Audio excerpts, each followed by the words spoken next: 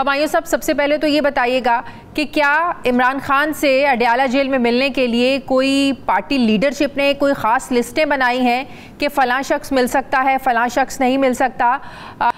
इससे पहले हमने देखा शेर अफजल मरवत भी इस तरह की शिकायतें करते नज़र आए और अब शहरयार आफरीदी भी इस तरह की शिकायतें कर रहे हैं। वो पार्टी पॉलिसीज़ पर सवाल उठा रहे हैं कि पार्टी के अंदर कुछ ऐसा हो रहा है कि अगर चुप रहा तो मुजरिमाना खामोशी होगी। ये बानी चेयरमैन का फैसला है कि कुछ ख़ास लोग ही उनसे मिलने आए, वो कुछ ख़ास लोगों से ही मिलना चाहते हैं, सबसे नहीं मिलना चाहते हैं? बिस्मिल्लाहिर्रहमानिर्रहीम, यका नाबुदु यका नस्तईन। देखिए, मुझे इन डिटेल नहीं मालूम कि ये फैसला किसका है, लेकिन जनरली जो है ये प्रॉब्ली इमरान खान तक अगर लिस्ट जाती है तो इमरान खान बेसिकली डिसाइड करता है किन से मिलना है, किन से नहीं मिलना, क्या करना है। ये तो एक जनरल कॉन्सेप्ट है जो मुझे मालूम है, ठीक है। अच्छा, एक दो दफा मैं भी जा चुका हूँ, अनफॉर्चुनेटली मुलाकात नहीं हो सकी। लेकिन देखिए, मेरी एक सोच है, मेरी सोच ये है कि इस वक्त वो लोग जो हेल्म ऑफ द अफेयर्स में, जो कि डिसीजन मेकिंग में, लेट्स से जिनकी मुख्तलिफ कमेटियों पे नाम है, आपको पता है इस वक्त मुल्क में बहुत ज्यादा प्रॉब्लम्स हैं, ठीक है। अब अगर उस दौरान में किसका दिल नहीं करता कि वो इमरान खान से मिले, और इमरान खान के पास प्रॉब्ली एक दिन होता है कि वो अपने पार्टी लीडरान से मिले, तो यहाँ पे थोड़ा सा वो एक मेडिकल में टर्म होती है ट्रायाज मीन्स के उनको प्रायोरिटी मिलनी चाहिए कि जिनसे मिलकर कोई ऐसे डिसीजन लेने होते कि जो कि पाकिस्तान तहरीक इंसाफ इन जनरल और पाकिस्तान इन पर्टिकुलर, उसके लिहाज से कहीं ये फैसला इस तनाजुर में तो नहीं हुआ है कि पिछले दिनों हमने देखा था कि जितने लोग मिलने जाते थे इमरान खान से, इशू एक होता था, बातें मुख्तलिफ बाहर सामने आती थी।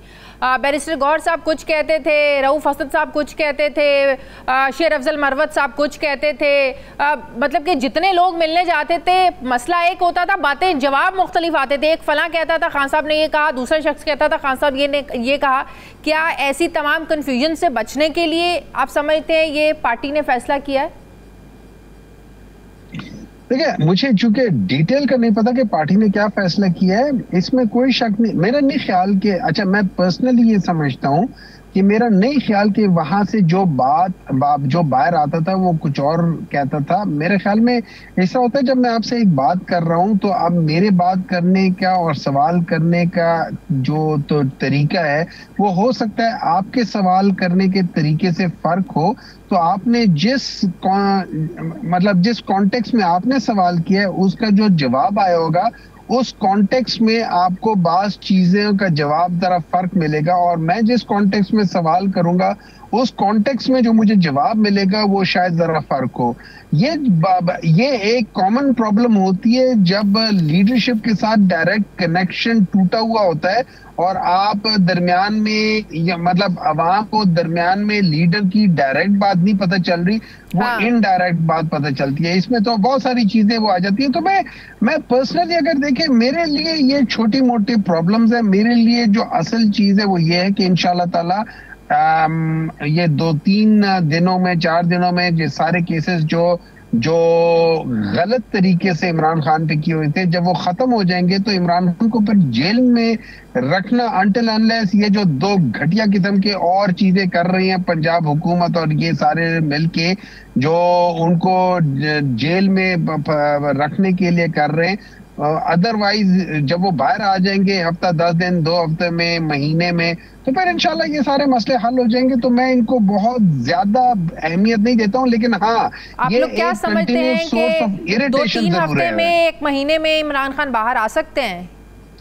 देखें, मेरे लिहाज से तो इमरान खान को आज से 6-8 महीने पहले ही बाहर आ जाना चाहिए। मेरे लिहाज से तो ये जो 200 केसेस है, इनमें अगर कोई भी जज जिसके अंदर हल्के से भी क्या कह सकते हो उसे, खुदा का खौफ हो, मतलब मैं ये कहना जरूरी समझता हूँ कि खुदा का खौफ हो। वो कहते हैं ना कि वो एक सजदा जिसे तू गरा समझता है देता है 1000 सजदों से आदमी को निजात। तो अगर वो उस एक सजदे की खौफ की वजह से अपने काम सही करने, जमानतें मिल तो रही हैं। अलकादी ट्रस्ट केस में उसमें भी जमानत मिली, मतलब कि जिसमें जमानत मिल जाए, जो जमानत दे दे उसको खुदा का खौफ है। ये केस ही नहीं होना चाहिए। नहीं, ये बात नहीं है। ये case in the first place होने ही नहीं चाहिए थे। इसमें जमानतों की तो बात ही नहीं है। मैं आपको बगैर किसी केस के मैं आपको जेल के अंदर कर दूं, फिर आपको कह दूं जमानत मिल जाए, तो वो जमानत मिलना भी ना जायज है। आपको तो केस में होना ही नहीं चाहिए, आपको तो बरी होना चाहिए और आपको सॉरी कहना चाहिए मुझे कि जी मैंने आपको गलत तरीके से मैंने जेल में डाला हुआ है और इतने महीने मैंने आपको जेल में रखा है। तो ये तो अपॉलॉजी बनती है उन लोगों की इमरान खान से जिन्होंने उसके ऊपर झूठे केसेस किए हुए हैं। इसमें उनको रिलीफ की तो कोई बात ही नहीं है। रिलीफ तो उनको तब होगा जब आप लोगों के दौर में नून लीग के 8 महीनों के लिए, जब आप लोगों के तहरीक इंसाफ के दौर में नून लीग के रहनुमा जेलों में थे, तहरीक इंसाफ ने कितना सॉरी बोला था? देखिए, मेरे लिहाज से मुझे नहीं मालूम कि वो कौन कौन से ऐसे केसेस थे जिसके बेसिस पे हम लोग ज्यादातर एक दो लोगों के केसेस की बात करते हैं। ज्यादातर जो केसेस थे वो बने थे पुराने दौर में और उस लिहाज से हुआ था। अच्छा, एक दो केसेस जो बने थे उसमें अगर कोई गलत हुआ था और पाकिस्तान तहरीक इंसाफ की हुकूमत में गलत हुआ था तो उसको अगर उन्होंने सॉरी नहीं कहा था तो और गलत हुआ था तो क्या वो जस्टिफाई करता है कि आज फिर गलत हो? क्या वो जस्टिफिकेशन बनाता है? मोर द रीजन कि अगर एक मतलब ये कि माजी की गलतियों से कोई सीखता नहीं है, इस बात की क्या गारंटी है कि आज तो हम कह रहे हैं कि जो नून लीग के साथ हुआ, जो वो गलत हुआ, आज आप लोगों के साथ जो हो रहा है वो गलत हो रहा है।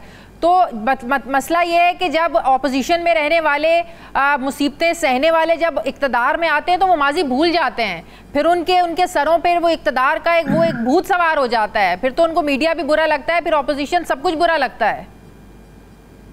मैं आपको मिसाल देता हूं। देखिए, 2018-2019 में जिस जमाने में जस्टिस अतहर मिनल्ला साहब के मियां नवाज शरीफ और उनकी फैमिलीज के खिलाफ जो केसेस को कह रहे थे कि इनके कोई प्रूफ नहीं है और ये कर रहे और हटा दें और वो कर ले, उस जमाने में जो हमारा स्पोक्स पर्सन, जो हमारे जो क्या कह सकते हैं, ये इंफॉर्मेशन के जो मिनिस्टर थे उस वक्त, मेरे ख्याल में अगर मैं गलत नहीं हूं तो उसमें फवाद साहब थे, ठीक है ना, तो फवाद चौधरी साहब थे। तो उन्होंने कहा था कि ऑल्दो हम एग्री नहीं करते इन चीजों से, लेकिन हम इनके डिसीजन को रिस्पेक्ट करते हैं। ये वही जस्टिस अतहर मिनल्ला साहब हैं जो आज भी प्रॉब्ली उन्हीं बेसिस पे केसेस वो कर रहे हैं, तो उनका वो नहीं हो। लेकिन आज आप देखें किस तरीके से नून लीग उनको वो कर रही है। पॉइंट जो मैं बताना चाहता हूँ वो पॉइंट ये है कि अगर हम लोग इस चीज को देख लें कि यार हम लोग ज्यादती ना करें, अगर पहले कोई ज्यादती हुई थी तो उसको आइंदा ना रिपीट हो, तो ये चीज बेहतर है बनिस्बत इसके कि मैं पुरानी गलत चीज को जस्टिफाई करते हुए आज भी कहूं। अब मैं कह दूं कि जी एक जमाने में तो औरत को जिंदा दरगोर कर देते तो आज भी कर दो। अब ये चीजें जो है ना, ये स्टुपिडिटी है, ये नहीं होनी चाहिए।